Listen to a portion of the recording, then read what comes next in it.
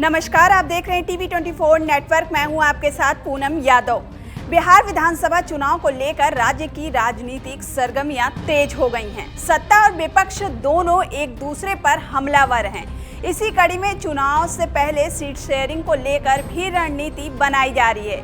इसी बीच पीएम मोदी आज बिहार के पूर्णिया जिले के दौरे पर हैं, जहां वे 36,000 करोड़ रुपए की परियोजनाओं की घोषणा और उद्घाटन किए। पीएम मोदी पूर्णिया एयरपोर्ट का उद्घाटन, राष्ट्रीय मखाना बोर्ड की स्थापना, साथ ही रेलवे लाइन और नए ट्रेन का शुभारंभ किए। पीएम मोदी का ये दौरा क्षेत्र के विकास और कनेक्टिविटी को बढ़ावा देने की दिशा में एक महत्वपूर्ण कदम माना जा रहा है। इसके साथ ही चुनाव से पहले राज्य की जनता को खुश करने का चुनावी मुद्दा है। वहीं पीएम मोदी के पूर्णिया दौरे से पहले नेता प्रतिपक्ष तेजस्वी यादव ने उनके दौरे पर सवाल उठाए हैं। तेजस्वी ने अपने सोशल मीडिया प्लेटफॉर्म एक्स पर लिखा, आदरणीय प्रधानमंत्री मोदी जी, पूर्णिया के मेडिकल कॉलेज की बदहाल हालत कल आपने जरूर ही देखी होगी। महोदय, आपकी एक रैली से बिहार जैसे गरीब राज्य पर 100 करोड़ का भारी भरकम वित्तीय बोझ पड़ता है। आप बिहार में कई रैलियां कर चुके हैं। आपके आने से शिक्षकों से पढ़ाना छुड़वाकर कंडक्टर बना दिया गया है तथा सरकारी कर्मचारियों, जीविका दीदियों, आशा ममता, शिक्षा मित्र, विकास मित्र और आंगनबाड़ी सेविका सहायिकाओं को भीड़ लाने का मुश्किल टारगेट और तनाव दिया जाता है। वहीं तेजस्वी यादव ने आगे लिखा, प्रधानमंत्री जी, आप 11 सालों की अपनी केंद्र तथा 20 सालों की एनडीए सरकार की विफलताएं देख जोर जोर से जंगल राज कहिए, ताकि आपकी असफलता और जनहित के मुद्दे इस काल्पनिक शोर में दब जाएं। लेकिन बिहार और बिहारवासी आपके बनावटीपन से अब अच्छे से अवगत हो चुके हैं, इसीलिए बिहार में अब फिर झूठ नहीं चलेगा। वहीं पीएम मोदी के पूर्णिया एयरपोर्ट उद्घाटन से पहले पप्पू यादव ने सोशल मीडिया प्लेटफॉर्म एक्स पर लिखा, परिणाम पूर्णिया के लिए चुनाव पूर्व लिया, हर संकल्प को ससमय पूर्ण करना परम लक्ष्य। आज से पूर्णिया आसमान में उड़ान भरेगा, विकास की नई गाथा रचेगा। 20 साल दूर था, 1 वर्ष 3 माह में सेवा समर्पण से समग्र प्रगति का समुचित प्रयास किया। ये अनावरण नियंत्रण जारी रहेगा। प्रणाम पूर्णिया, सलाम पूर्णिया, जोहार पूर्णिया। पूर्णिया लोकसभा क्षेत्र सीमांचल कोची क्षेत्र को प्रगति पथ पर आगे लाकर देश में सर्वश्रेष्ठ बनाना है।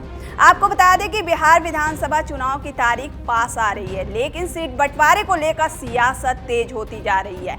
सत्ता दल और विपक्षी दल दोनों में ही टकराव देखने को मिल रहा है। सीट बंटवारे से पहले महागठबंधन में सीएम फेस को लेकर भी तकरार बना हुआ है। इसके साथ ही सस्पेंस भी बना हुआ है। सीएम फेस पर कई तरह का दावा किया जा रहा है। महागठबंधन में सीएम फेस को लेकर आरजेडी और कांग्रेस में एक राय नहीं बन पाई है। आरजेडी और मुकेश सहनी की पार्टी बीआईपी तेजस्वी को सीएम फेस प्रोजेक्ट कर रहे हैं, लेकिन कांग्रेस का कहना है कि सीएम जनता तय करेगी। इस बीच मुकेश सहनी ने कहा कि नेता प्रतिपक्ष तेजस्वी यादव को सीएम फेस घोषित किए बिना चुनाव लड़ना कांग्रेस की बड़ी मूर्खता होगी। सीएम के लिए तेजस्वी और डिप्टी सीएम के लिए मेरे अलावा दूसरा चेहरा महागठबंधन में नहीं है। उन्होंने आगे कहा कि आरजेडी के पास यादव का 14% वोट बैंक है, बीआईपी के पास 10% माशाल्लाह का वोट है। कांग्रेस के वोट स्वर्ण थे जो भाजपा में शिफ्ट हो चुके हैं। ऐसे में तेजस्वी और मेरे सिवा कोई दूसरा विकल्प सीएम और डिप्टी सीएम पद के लिए नहीं है। अगर तेजस्वी को सीएम और मुझे डिप्टी सीएम फेस घोषित किए बिना महागठबंधन चुनाव में उतरेगा तो कभी सरकार नहीं बनेगी। वहीं मुजफ्फरपुर में बापू की प्रतिमा पर बीजेपी का झंडा टोपी पहनाने से सियासत तेज हो गई है। दरअसल मुजफ्फरपुर के मीनापुर में एनडीए के कार्यकर्ता सम्मेलन के दौरान किसी असामाजिक तत्व ने मीनापुर हाई स्कूल के गेट पर लगी राष्ट्रपिता महात्मा गांधी की प्रतिमा के साथ अभद्र व्यवहार किया। बापू की प्रतिमा के माथे पर बीजेपी का झंडा लपेट दिया गया और गले में बीजेपी का पट्टा पहना दिया गया। वहीं उनकी लाठी पर भी बीजेपी का झंडा लगा दिया गया। इस घटना घटना के बाद राजनीतिक गलियारों में हड़कंप मचा हुआ है। वहीं इस घटना पर मीनापुर के आरजेडी विधायक मुन्ना यादव ने कड़ी आपत्ति जताई। उन्होंने फौरन मौके पर पहुंचकर बापू की प्रतिमा को गंगा जल से धोया, उन्हें माला पहनाई और अगरबत्ती दिखाई और फिर नारेबाजी भी की।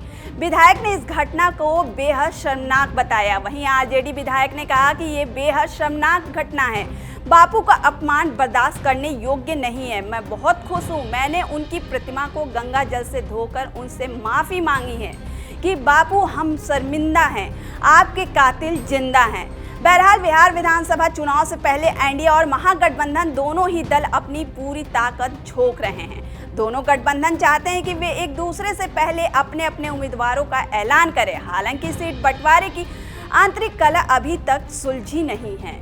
महागठबंधन में कांग्रेस, माले और बीआईपी जैसी पार्टियों की मांगें टकरा रही, तो वहीं एनडीए में भी सब कुछ ठीक नहीं चल रहा है। फिलहाल के लिए इतना ही।